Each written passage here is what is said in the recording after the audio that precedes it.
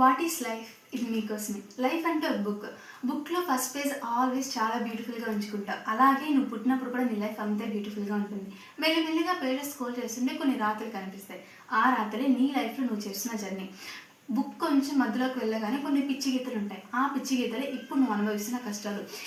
ఇంకా కొన్ని pages scroll చేస్తుంటే కొన్ని అందమైన గీతలు ఉంటాయి. ఆ అందమైన గీతలే నువ్వు ఇప్పుడు అనుభవిస్తున్న సుఖాలు.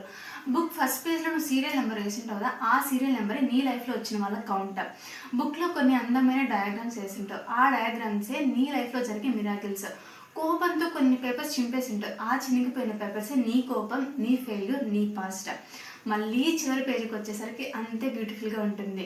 చివరి పేజ్ చాలా అందంగా ఉంటుంది. ఎందుకంటే ఆ చివరి పేజీ మనం బ్రతకబోయే చివరి రోజు. జీవితం అంటే ఇంతే, ప్రతిరోజు సుఖంగా ఉండదు, అలానే ప్రతిరోజు ఘోరంగా ఉండదు.